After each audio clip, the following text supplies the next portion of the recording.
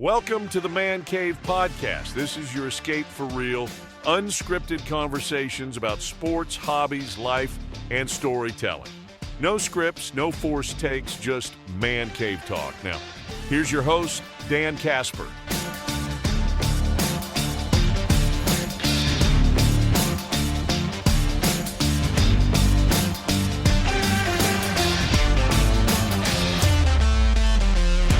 Usually we chat with this guy every other Wednesday, maybe even a little bit more in the near future here. But he's on Tuesday because he's hot off of the National Trail. Is Ty from Slab Factory joining us this morning. Good morning, sir. Good morning. How are you? I'm good. When did you get back? I got back on Sunday night. Okay. It is a long show, but it is a very good show. Yeah, and it was a like, you have to hang out to wait for your PSA subs that they're grading on site to get completed and all that stuff on Sunday. So we got back late Sunday. Yeah. So, I mean, we might as well just jump right into that. I saw some of your videos, some of your hits. You're showing me some stuff.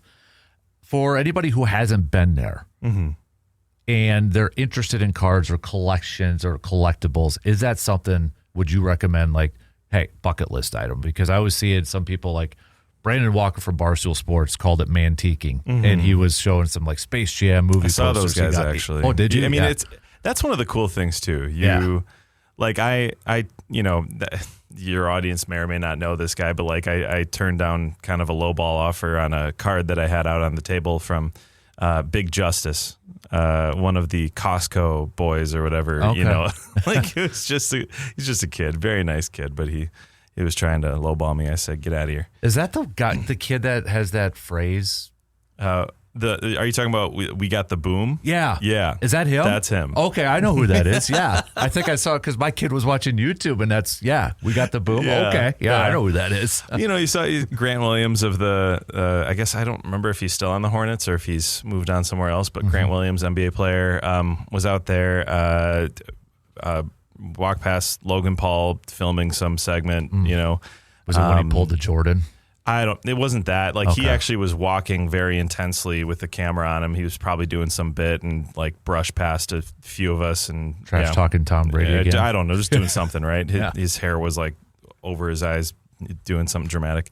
And then like I said, saw the Barstool guys standing around, filming some content as well. There's a lot of that stuff, which is fun. But to your original question, bucket list item. Yes, 100%. It is, and I have not been to like Fanatics Fest or anything of that sort. I've not been to like West Coast Card Show, which can be pretty big, or Chantilly, but those are really more traditional like buy, sell, trade card shows. This is like, you've got all the auction sites with their booth set up that have like incredible items. Like, we saw Darth Vader's, lightsaber from the movies. Oh, wow. We saw like the hilt.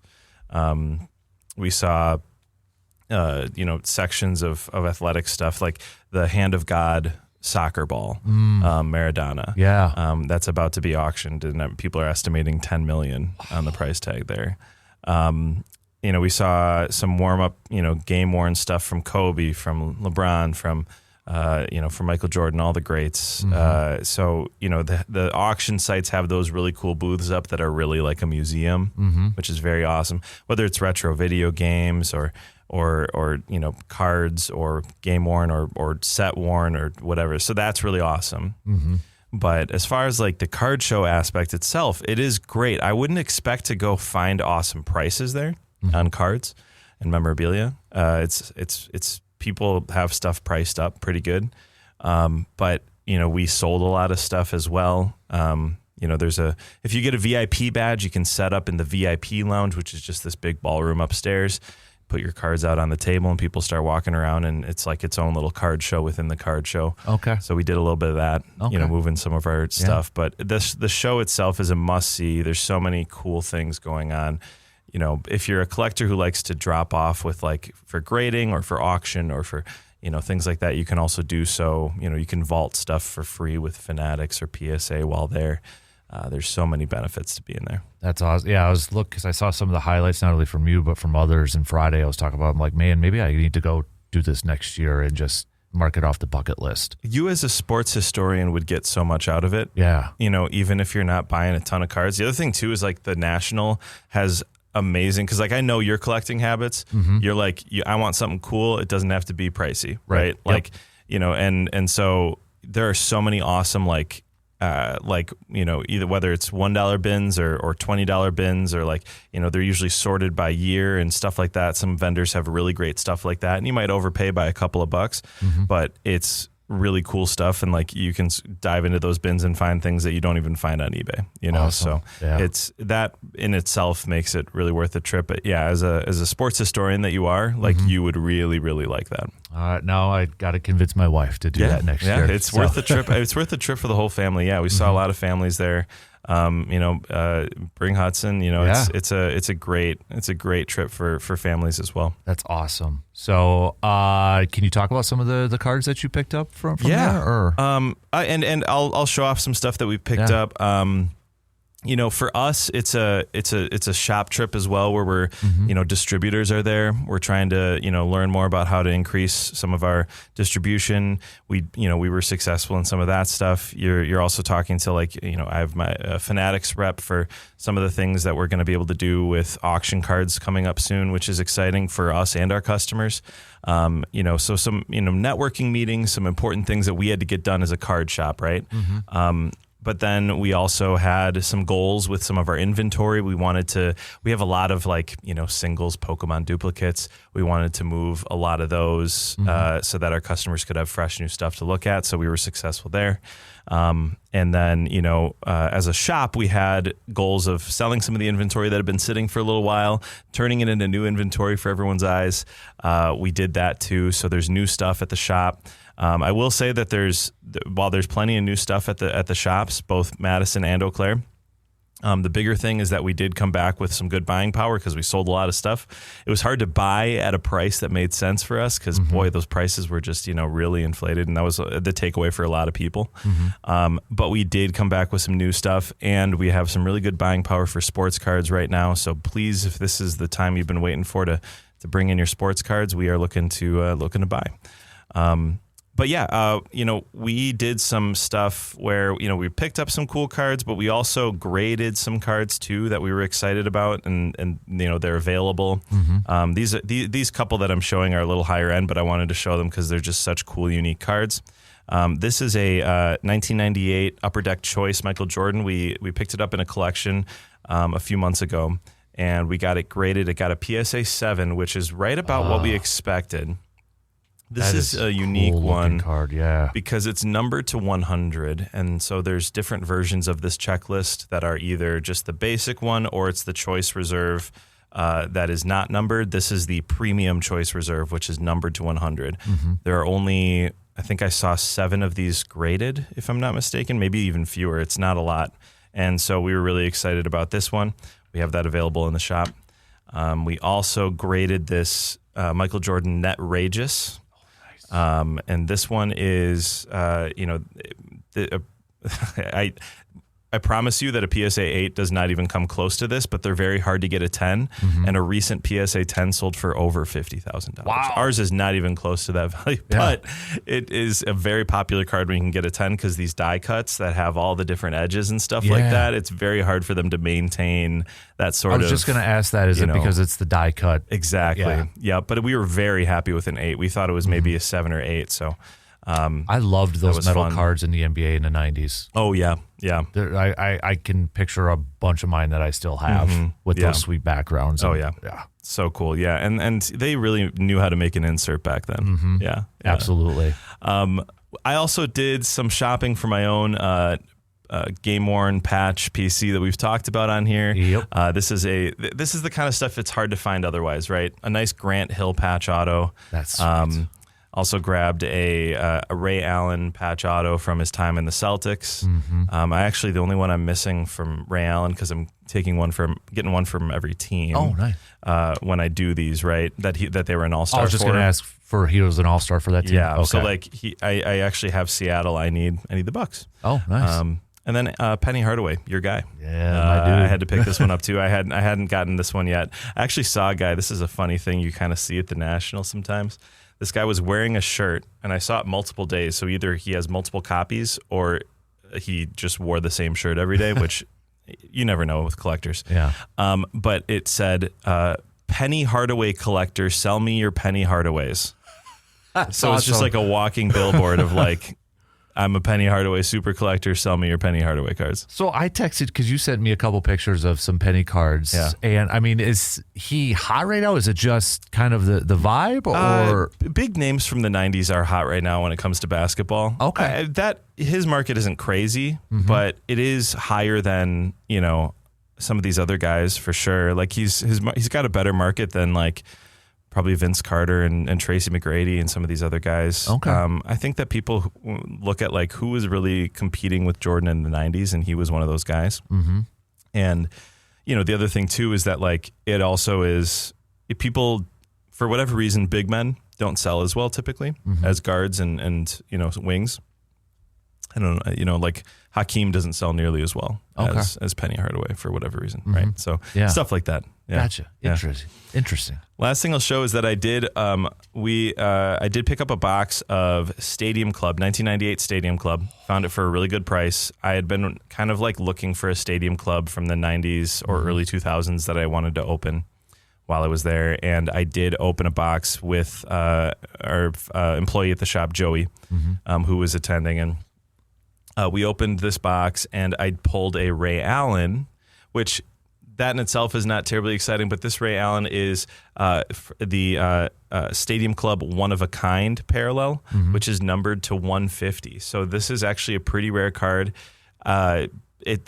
Value hard to define because it does not sell very often.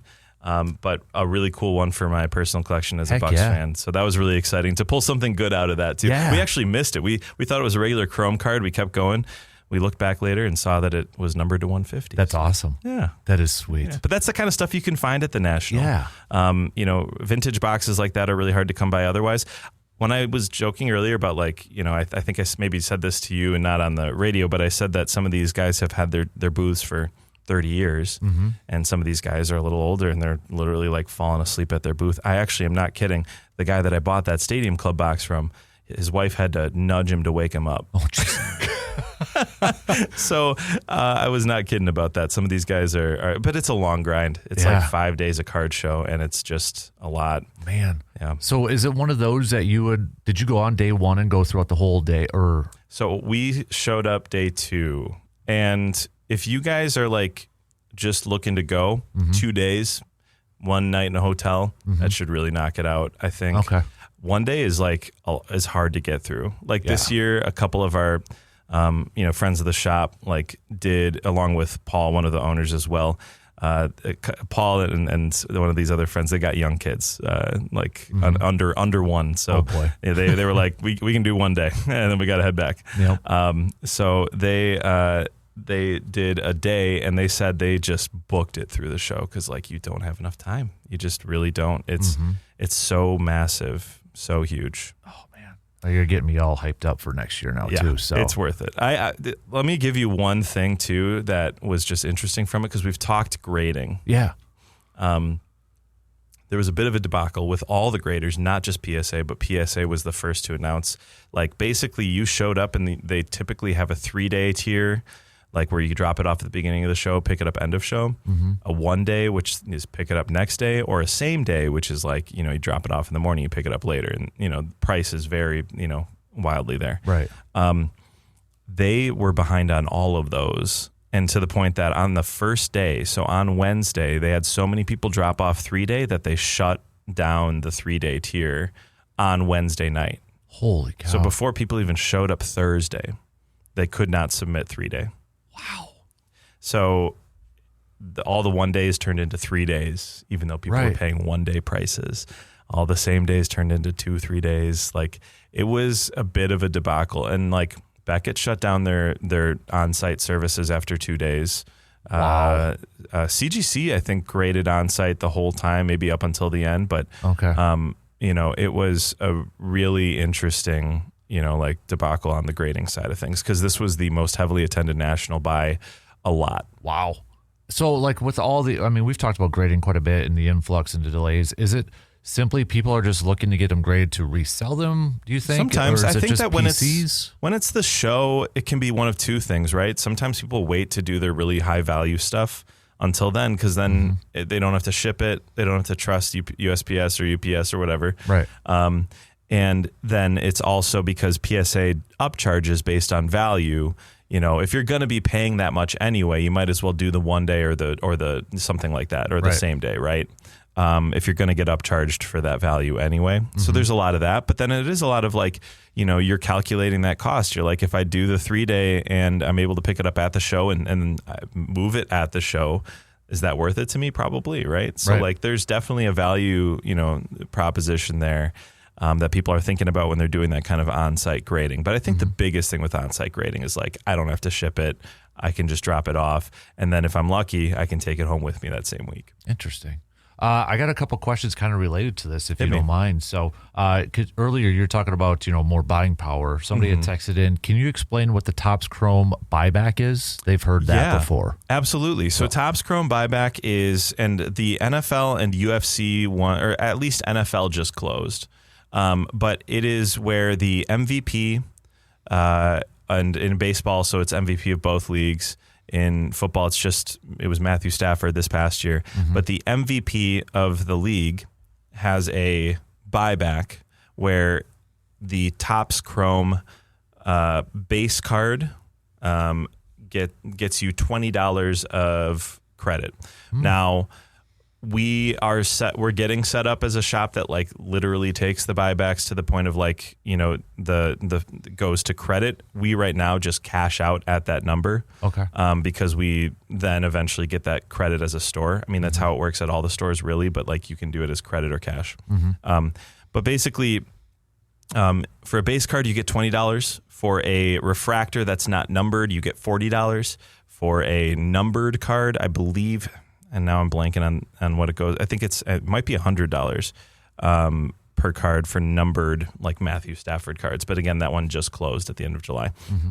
So like the you know, Shai Gilgeous-Alexander won MVP this year, and his stuff is still in buyback stage. So like, you know, the buyback goes until a disclosed date on the website, and you bring in your base Topps Chrome Shai Gilgeous-Alexander cards, you get $20 a pop. Okay. Simple as that. And we exchange at that rate. Interesting. That's something I just heard about a few weeks ago too. I think when was it the baseball one that dropped just a couple weeks ago? Yeah. So everyone's kind of like, some people are kind of like sneaky buying PCA because they're like, he might win NL MVP. Some people are buying heavily on Shohei right now because they think he's going to win MVP. Some people do this buyback program, you know, aggressively. They go out and buy as many of them as they can at, you know, $15 to $20, knowing they're going to get a little bit of money back on it if they do win MVP. But then that's the question, right? Right now, NL is totally up in the air. Absolutely. AL is kind of up in the air, but it's probably Yordan right now. And like, so, you know, keep your Yordan Alvarez Topps Chrome base cards, because after he actually wins MVP, you can start trading those in. Interesting. Another question we were talking about at the National. Bo is asking, why are some rookie cards of great players not worth that much? Example, Randy Moss. Yeah, so I mean, some of his rookie cards are worth a lot. It comes down to rarity, though. You know, so like with all of these guys, I mean, Jordan has like Jordan's rookie cards are all valuable because they weren't printing Michael Jordan cards when he was a rookie. I mean, we talked about this. The 86 Fleer is his rookie card because that was the first you could pull out of a pack. But the Star Jordans in 85, they were, you know, they were his sort of true rookie, right? So like but they weren't printing. Those were promo packs.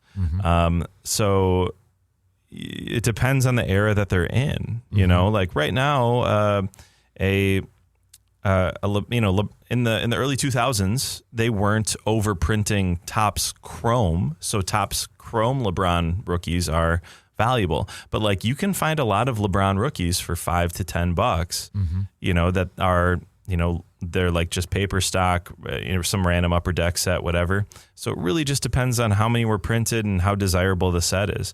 There are some Randy Moss rookies that are valuable for sure, but you know, also there's the question of like, who is Randy Moss in comparison to Michael Jordan? Randy Moss is one of the greatest wide receivers of all time, but he's not definitive. I think most would say Jerry Rice, and then there's plenty of guys that kind of are in that mix there. So it's not really as clearly defined either. Is that because I've heard this over the years too? Is that similar to like Shaq rookie cards? Like Shaq's so there's values? There's a million Shaq rookie cards. Yeah. Right. And like, again, there are valuable ones and there are less valuable ones, but it comes down to rarity. That's the biggest thing is rarity. Yeah, because I think I'd seen, like, this was a couple of years ago, people were wondering why Shaq cards are not worth a whole lot, and it's just because there's so much in the market of Shaq's cards overall. So yeah. You can buy a Victor Wembanyama Donruss rated rookie paper stock base for $2-3. Yeah. That's not going to go way up. But his like, Prism rookie, which wasn't as printed, and his Chrome stock, and some would say higher quality, that goes for a little more. Yeah. Well, hey, Sunday coming up, dude. Yes. I am looking forward to this. I was at our baseball camp or baseball tournament this past weekend, telling all these kids, card show Sunday, Brewing Project, telling them all because we gave shout out to Brian from Card Collecting Club. He gave our team packs of baseball cards. Yes, Brian does such a good job with that stuff, and he'll be set up there. We gave him a couple of tables to make sure that he could give out to the kids and stuff. So. That show is going to be so fun. We are very ready for it to be a very kid friendly event, but also if you're a collector, bring your stuff. We're buying, selling, trading just like we always are. The shop will also be open Sunday, but we'll be short staffed over there. We'll be kind of rotating our guys so that everyone can, check out the show. Right. But at the show, we're also, so we're buying your cards. We are trading. We are, helping facilitate. Hey, if you want one of our Slab Factory team members to help you figure out a deal, like you see a card you really like, we'll help you out with that. Heck yeah, that's awesome because I'll tell you, I get intimidated by that stuff. Well, and we did handpick these vendors knowing that they would do a great job with these kids too. So you certainly can trust them and work something out with them. But that said, we are still we want to help. We want to if you would just come over and say, hey, Ty, I saw this card I really like. I'm not really sure if it's worth what the price tag is. Can you help me? I'll help. That's what we want this to be something where people are there to learn. Yep. So this is going to be a really fun event. We're going to have a kids bingo card, like an 18 and under bingo card for kids to, whether it's go find a Pikachu, go open a pack, go find out a vendor's favorite card or, things like that. So we'll have that bingo card, available for kids. And then if they black out a couple of rows, they get something, a free pack. If they black out the whole card, we've got 3 prizes for that. And then we have raffle tickets for attendees. We'll be giving stuff away every hour. And it's just going to be a lot of fun. And it's at the Brewing Project this Sunday. Time again for everybody? It is at noon till 6. And we will, 6 is loose. They're open till 8. If we've still got a big crowd in there, we'll probably stay up a little bit. But, 12 to 6 is the plan. And, we're ready for everybody to swing in. And this is not going to be your traditional card show. There's not a ton of vendors. It's, about 10 of us. And, but we're set up with a lot of cards ready to help and we have a wide range of inventory, Pokemon, sports, One Piece, and then also from the low end to the high end. So there's a lot of stuff. That's awesome. I was telling a bunch of our kids, I'm like, Sunday, make sure, we don't have baseball anymore, so you can stop by the card show. But it's going to be very fun. I could tell everybody too firsthand now, I have the advantage. I know Ty and text, but I probably bug Ty too much. No. I'll find something on eBay. I'm like, Ty, hey, what do you think? So, for example, there was the Lombardi card. Yes. It was a Topps mini kind of Lombardi card. And there was one for, $60, but there was another one that was like $20, but they said there was a little bit of a ding. And I said, this would just be for my PC. Like, what do you think, Ty? And Ty's like, go for it. Yeah. That's the answer, right? I mean, if you feel like you would look at that every day and not be bothered by a little ding in the corner just because you got that card and you got it at a good price, heck yeah, I'm all in for that. I have cards like that in my collection as well. Yeah. But yes, to your point, I'm always here to help. Yeah. I'm always here to help. Yeah. It's super awesome. Like even I've sent Ty someone, I'm like, hey, what do you think? They said, I'd probably offer this or, do that. So, I mean, you guys are awesome. And yeah, thank you. We were at the shop, I think, picking up the penny and just talking to a couple, which, by the way, thank you for that. Of course, and man. Yeah. Everybody there is so awesome. and so helpful. Yeah. And I'd like to say that we trained everyone to be like that, but honestly, I think they're just like that. We got a good crew. Because the gentleman I was working with, he was talking to the kids like, hey, what do you think about, Giannis getting traded? Just interacting with everybody too. So it's super, super family friendly. Well, thank you, Dan. Yeah, we're really excited for this show. It's our first time putting one on. We've done similar, smaller events, trading events, things like that. We did one at VSA a couple of years ago. But, in this particular case, like this is the first time putting something on like this, but we're really ready, and it's going to be fun. It's going to be relaxed. It's going to be a good time. Absolutely. Well, Ty, thanks for stopping by, man, and we'll see you on Sunday. Okay? All right, sounds good. Thanks, Dan.